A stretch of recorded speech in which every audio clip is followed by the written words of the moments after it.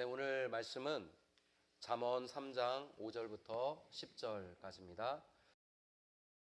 너는 마음을 다하고 여호와를 신뢰하고 내 명철을 의지하지 말라. 너는 범사에 그를 인정하라. 그리하면 내 길을 지도하시리라. 스스로 지혜롭게 여기지 말지어다.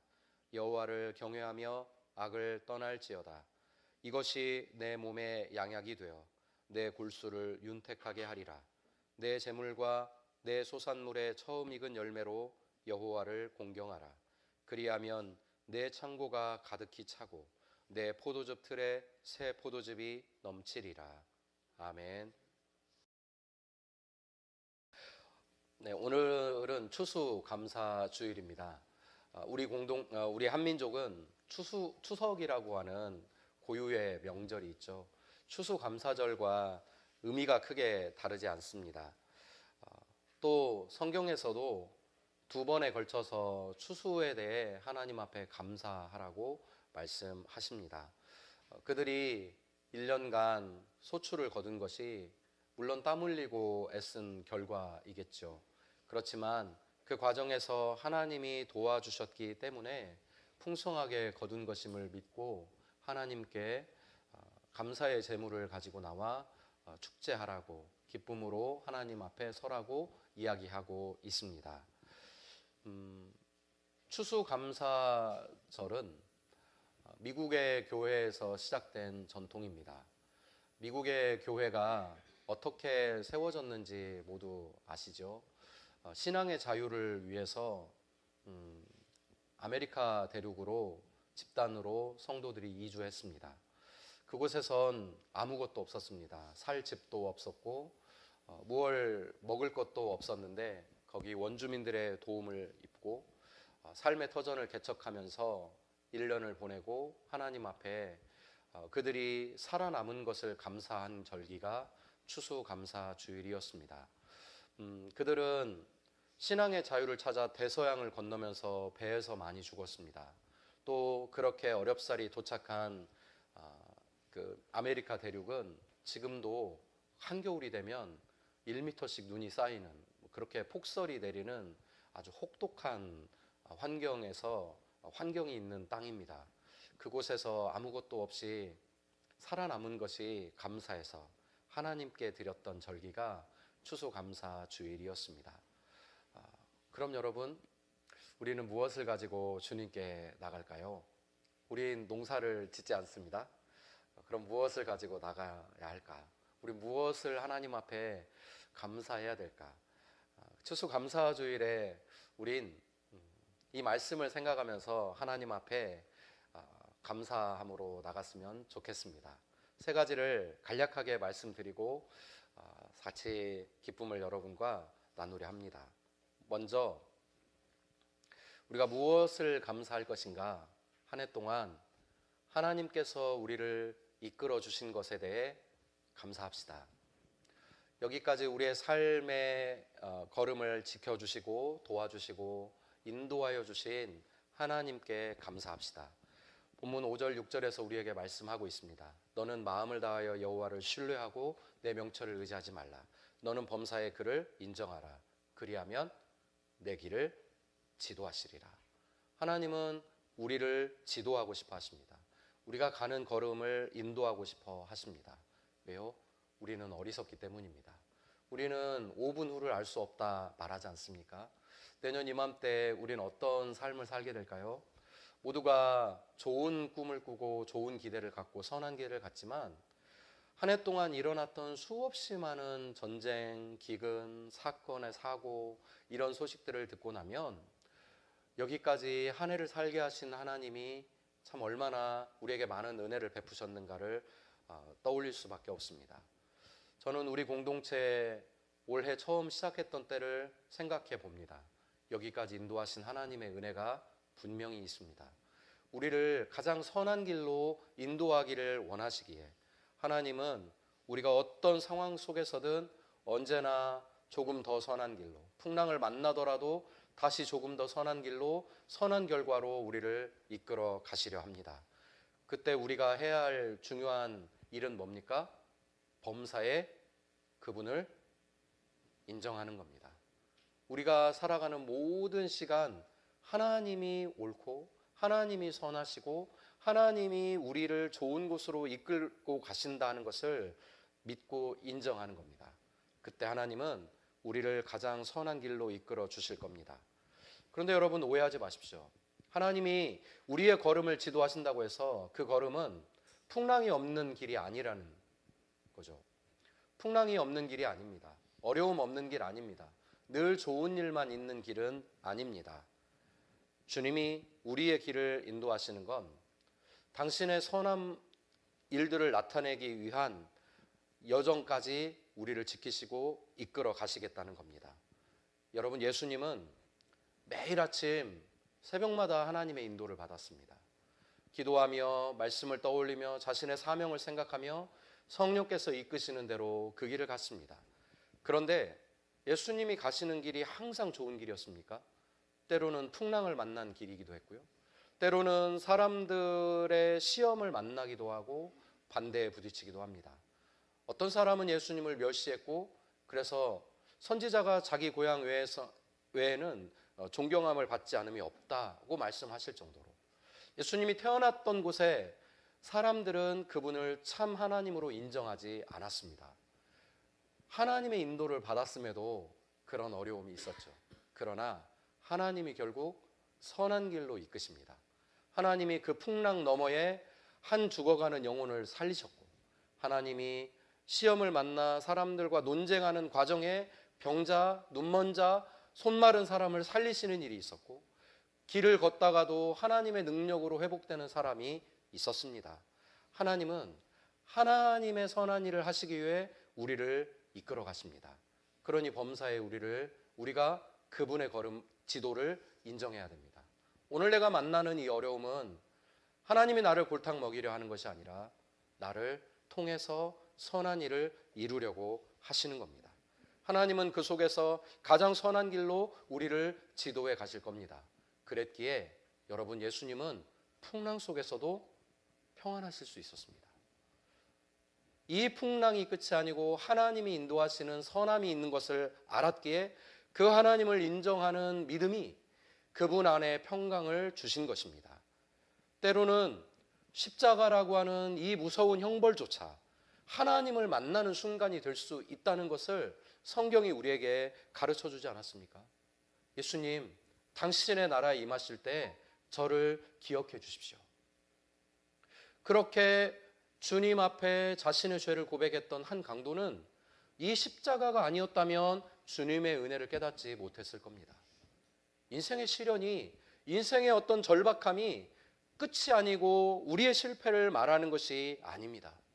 하나님이 우리를 이끌어 오십니다. 2025년 11월 중순이 넘어가고 있는 이 순간, 여러분은 어떤 하나님의 인도하심을 기억하시나요? 여기까지 오시는 동안 하나님이 어떻게 여러분을 이끌어 가셨습니까? 하나님은 우리의 삶에서 가장 선한 길을 준비하고 우리를 지도하고 싶어 하십니다. 바벨론으로 끌려가는 유대인들을 향해 하나님은 선지자를 통해 이렇게 말씀하셨습니다. 여호와의 말씀이니라. 너희를 향한 나의 생각은 내가 안하니 평안이요 재앙이 아니니라. 포로로 끌려가고 있는 그 백성들을 향해 나의 생각이 있다, 나의 계획이 있다, 나의 이끄심이 있다. 나는 평안이요 너희에게 재앙을 주려 하는 것이 아니다. 너희에게 미래와 희망을 주는 것이다. 하나님이 우리를 인도하시는 이 걸음, 우리에게 희망을 주려 하시는 거고, 우리에게 미래를 주려 하시는 거고, 우리에게 선한 열매를 주려 하시는 걸음입니다. 그러니 사랑하는 성도 여러분, 우리의 걸음을 이끄시는 하나님께 감사합시다.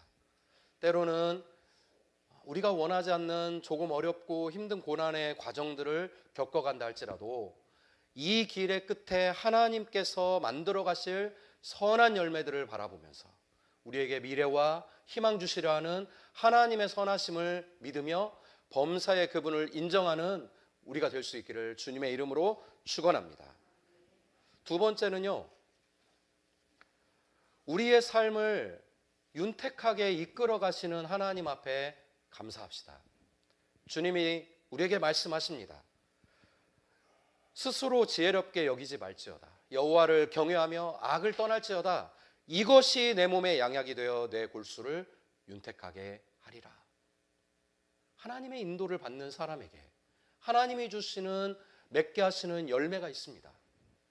주님의 은혜를 바라보며 매일 아침 성실하게 밭으로 나아가는 사람, 하나님이 이른 비와 늦은 비에 은총을 주실 것이고, 그 소출을 가지고 하나님의 은혜를 생각하며 날마다 하나님께서 베푸실 것을 생각하고 하나님이 이끄시는 대로 따라가는 사람에게 주님이 풍성한 은혜를 베풀어 주시듯, 이 시대를 살아가며 주님의 인도하심을 받고 살아가는 이들에게 하나님이 약속하시는 게 바로 이 악에서 떠나는 삶이, 내 말씀에 순종하는 삶이 내 몸에 양약이 될 것이다. 너를 좋게 만든다.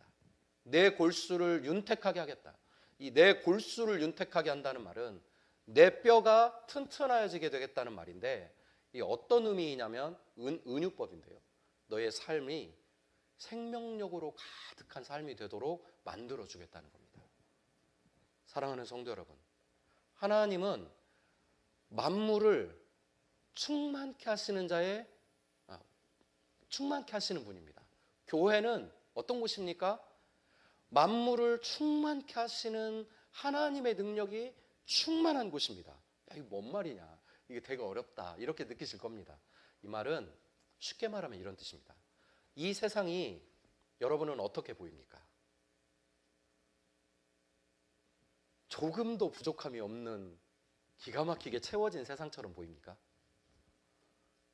저는 이 세상이 결핍된 세상으로 보입니다. 병든 세상으로 보입니다. 그 조그만한 것 자원이 한정되어 있어서 더 가지지 못해서 아등바등 싸우고 전쟁 일으키고 하는 걸 봅니다. 미국과 중국이 왜 싸웁니까? 서로 먹고 살 게 풍성하면 그 사람들이 싸우겠습니까? 세계 1등 경제대국, 세계 2등 경제대국, 아니 지구상에 180개 나라가 있는데 제일 잘 사는 1등, 2등이 서로 싸웁니다. 왜 싸울까요? 부족하니까요. 더 많이 못 가지니까요. 싸우는 겁니다. 이 세상이 좋은 것으로 풍성해져 있다면 여러분 누가 싸워요? 그냥 그 풍성한 것 서로 먹고 서로 나누고 즐겁게 화평하고 살아가면 되지. 없으니까 더 빼앗으려고 애를 쓰는 겁니다. 아무리 채워도 내 안에 이만큼이면 됐다고 생각할 만큼 채워지지 않기 때문에 우리는 늘 부족하게 여기고 뺏어가고 그렇게 결핍을 누립니다. 어떤 사람은 우리가 보기에 엄청나게 부자고 엄청나게 잘 살고 살아가는 것처럼 보이죠. 그런데 그분들이 자신의 삶에서 부족함이 없다고 생각하나요? 아니요, 안 그렇습니다. 그렇게 부자 만나본 어떤 분들이 그렇게 그분들의 마음속에 있는 결핍을 많이 들었다고 이야기 나누는 걸 우린 가끔 듣지 않습니까?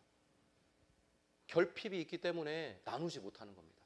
몇백억, 몇 조를 가지고도 자신 안에 결핍이 있기 때문에 그것을 나누지 못합니다. 세상은 부족합니다. 그런데 하나님은 그 모든 것을 채우시는 분입니다.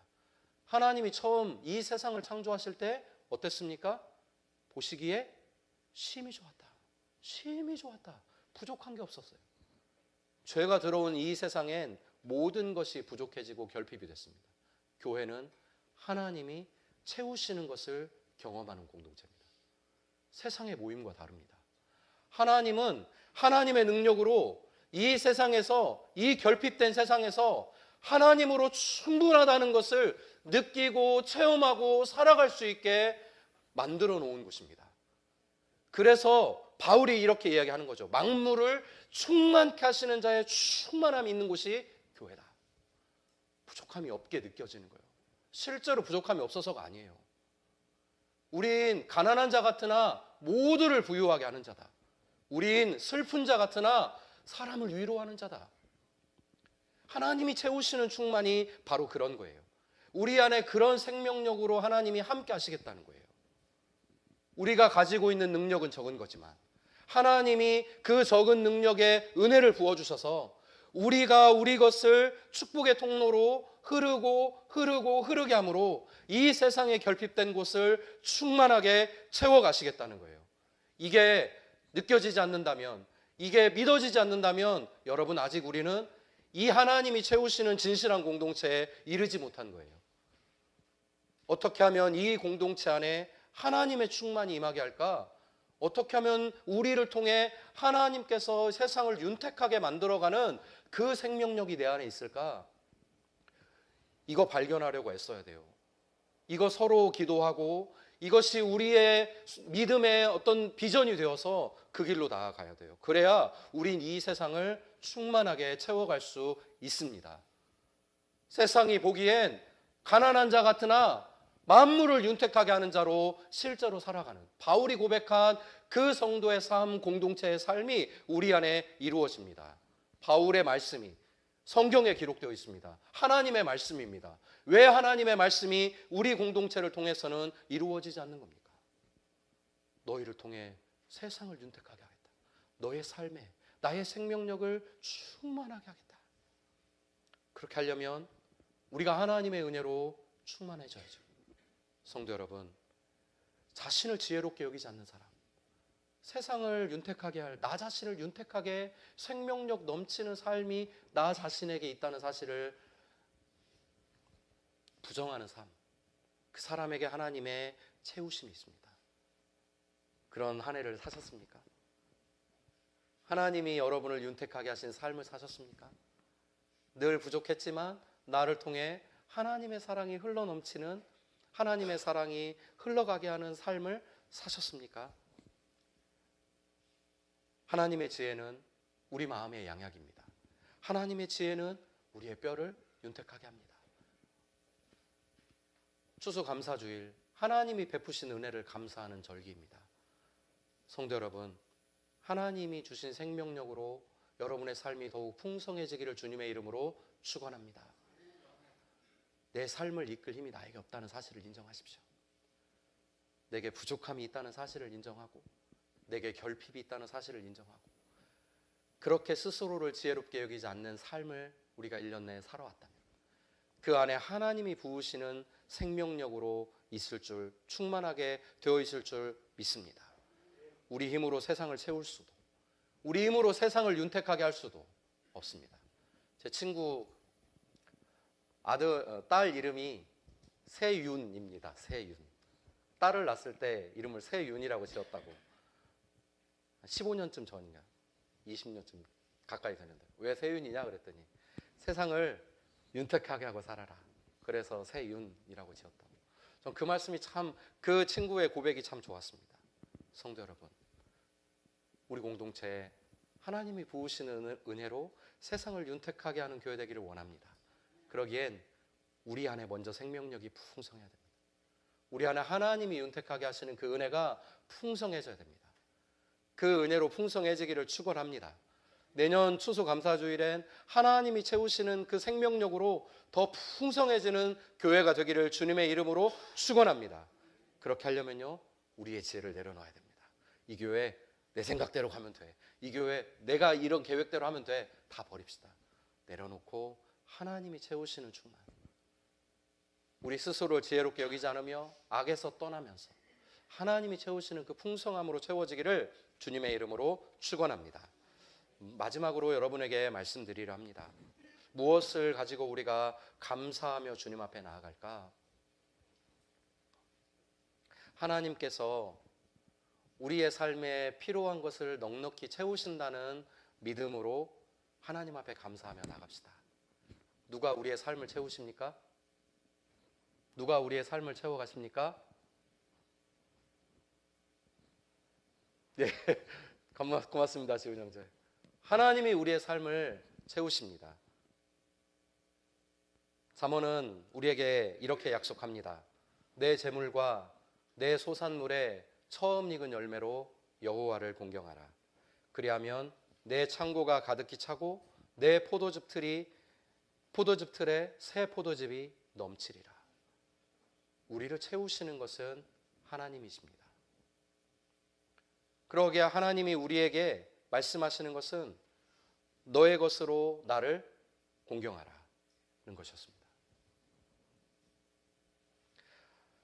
하나님은 우리의 삶을 채우기를 원하십니다. 하나님은 우리의 삶을 선한 길로 이끌어 가기를 원하시고, 하나님은 우리의 삶을 윤택하게 만들기를 원하시고, 하나님은 우리의 삶을 채우시기를 원합니다. 그 채우심의 삶을 살아갈 수 있게 하는 비결을 딱 하나 하나님이 말씀해 주셨습니다. 네 것으로 하나님을 공경하라. 내 것이 얼마나 있는지 중요하지 않습니다. 너의 재물과 소산물의 처음 익은 열매, 어떤 사람에겐 그것이 많은 것일 수도 있고 어떤 사람에겐 그것이 적은 것일 수도 있겠죠. 그것으로 하나님을 공경해라. 하나님을 공경하며 살아라. 이건 여러분 오해하지 마세요. 네가 먼저 지갑을 열면 내가 지갑을 열어 너를 채우겠다는 뜻이 아닙니다. 하나님 앞에 네가 일을 내놓으면 하나님은 너에게 10을 주겠다는 약속이 아닙니다. 하나님이 우리에게 원하시는 건 믿음입니다. 너의 것을 내려놓고 나를 공경할 수 있는가? 처음 것을 드리는 행위는 하나님이 내 삶의 주인입니다를 인정하는 행위입니다. 하나님이 나를 채우시는 분입니다. 내가 열심히 노력하고 땀 흘리고 수고한 것이 나를 채우는 길이 아니라 하나님이 나를 채우시는 분입니다. 예수님이 말씀하셨습니다. 어떤 농사꾼이 있었습니다. 여러 해 동안 농사를 지어서 풍족해졌습니다.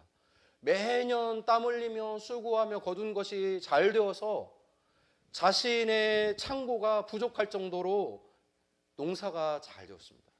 더 지었습니다. 더 많이 채웠습니다. 짓는 대로 꽉꽉 채우다 보니 어느 날 이 농부에게 스스로 지혜가 떠오릅니다. 아, 이 정도면 충분해. 이제 나 죽는 날까지 내가 이 일 안 해도 충분히 먹고 살겠구나 라고 생각했습니다. 내 영혼아, 평생 먹을 것을 거두었으니 이제 평안히 좀 쉬자. 그때 예수님이 그 비유를 말씀하시면서 그 농부에게, 그 수고하고 땀 흘리고 풍성하게 채운 농부에게 뭐라고 말씀하십니까? 뭐라고 말씀하십니까? 어리석은 자요. 어리석은 자요. 만일 하나님이 오늘 내 생명을 취하면 네가 몇 해 동안 수고한 그 모든 것이 누구의 것이 되겠는가? 이 세상에 정말로 우리의 것을 풍성하게 채우시며 누리게 하시는 분은 하나님이십니다. 하나님이 우리에게 부으시는 은혜엔 원칙이 있습니다. 믿음을 고백하라는 겁니다. 이 추수감사절 우리가 하나님 앞에 감사하는 건 뭐가 많고 뭐가 풍성하고 세상 부러울 것 없는 걸 내가 가지고 있어서 자랑하듯 그거 하나님 앞에 많은 사람들 앞에 드러내놓는 게 아닙니다. 믿음을 고백하는 겁니다. 하나님이 저를 여기까지 인도해 주셨습니다. 하나님이 이끌어 주셨습니다. 그 내 손에 쥐어진 열매가 많으면 어떻고 적으면 어떻습니까? 그것으로 믿음을 드릴 수 있다면 하나님은 기쁘게 받으시겠다는 겁니다. 기쁘게 받으실 뿐만 아니라 하나님이 채우시겠다고, 그 믿음을 보았으니 하나님이 채우시겠다고 믿음의 중요함을 우리에게 가르쳐 줍니다. 성도 여러분, 하나님을 공경합시다. 그런 공경한 삶이 되었기를 주님의 이름으로 축원합니다.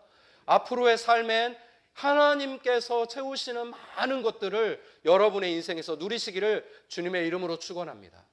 삶에 오는 여러 순간 소식들이 기쁨으로 여러분에게 들어오기를 바라고, 여러분이 바라고 기대하는 것, 꿈꾸지 못했던 것들을 하나님이 채우시는 은혜가 여러분에게 있기를 바랍니다. 내가 하나님을 믿었으니 나의 하나님이 나의 공급자 되시고 내 인생의 주권자이구나 라고 고백하는 그런 고백들로 아름답게 채워지기를 주님의 이름으로 축원합니다. 여러분, 하나님의 풍성함을 경험한 사람들을 보셨습니까? 하나님의 풍성함을 경험한 사람들, 어떤 사람들일 것 같습니까? 믿음의 시련이 없었던 사람들 아닙니다. 어려움이 없었던 사람들이 아닙니다.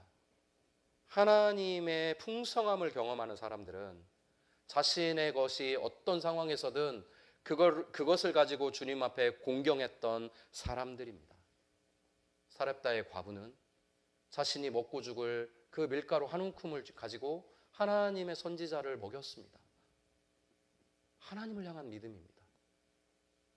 북이스라엘이 아합 왕으로 전부 다 우상을 섬기고 기근으로 멸망해 가던 때에 자신의 마지막을 하나님께 드렸을 때 그 믿음을 하나님이 보셨고 그 불신의 땅에 하나님은 그 가정을 풍성하게 채우셨습니다. 여러분, 광야에서 이스라엘 백성들이 성막을 지었습니다. 성막이요, 굉장히 비싼 재료들이 들어갔습니다. 그런데 이 성막을 어떻게 지었습니까? 하나님이 땅 파보라고 하니까 막 가죽이 나오고 막 좋은 실이 나오고 은금이 나왔습니까? 아닙니다. 뭘 가지고 지었습니까? 애굽에서 겨우 도망쳐 나온 그 사람들이 자기 호주머니에 있는 거를 내어놓았습니다. 그거 가지고 짓기 시작한 게 성막입니다. 그 사람들이 뭘 가지고 있어요? 광야에서 떠돌이 하는 사람들, 그냥 집에서 겨우 몸만 건져 나온 이 사람들이 광야 어디에서 뭘 농사를 지어가지고 사고 팔고 해서 그걸 재료를 구해요? 못 구해요. 하나님도 알아요. 그런데 하나님이 너희들에게 있는 거 내놓으라. 그걸로 성막을 지어라 하셨어요. 그렇게 성막을 지었습니다. 그런데 여러분, 이 성막이 몇백 년 후에 뭘로 바뀝니까? 성전으로 바뀌죠. 이 성전은 성막과는 비교할 수 없는 영광으로 만들어지죠. 백향목 막 그냥 다 금칠하고 법궤도 다 막 금칠하고 막대기도 금칠하고 놀라운 재료들로 만들어집니다. 그런데 이 성전을 지을 땐 이스라엘 백성들이 뭘 드렸습니까? 놀랍게도 아무것도 안 드렸습니다. 안 드렸습니다. 안 드려도 하나님이 그것을 풍성하게 채우신 겁니다. 여러분, 우리에게 있는 것을 하나님 앞에 믿음으로 고백하여 드리면 하나님은 분명히 우리에게 이렇게 채우신다고 약속했습니다. 그 약속을 믿읍시다. 내 삶을 선하게 채워가실 하나님의 약속을 믿고 우리가 그분 바라보며 살아가기를 바랍니다. 하나님의 풍성함이, 내게 하나님으로 충분함이, 내게 하나님이 채우시는 그 은혜가 정말로 믿음을 고백하는 사람들, 믿음을 고백하는 우리 성도님들 가정가정에 임할 수 있기를 주님의 이름으로 축원합니다. 여러분의 인생에서 오늘 이 어려운 시간에 믿음을 고백하며 드린 이 귀한 어떤 것이 훗날 그 인생의 어느 날 내 것이 아닌 하나님의 것으로 채워지는 귀한 열매, 응답의 열매, 채우심의 열매, 그런 아름다운 간증의 열매들이 있기를 주님의 이름으로 축원합니다. 우리 그렇게 한 걸음 한 걸음 믿음으로 나가는 공동체 됩시다.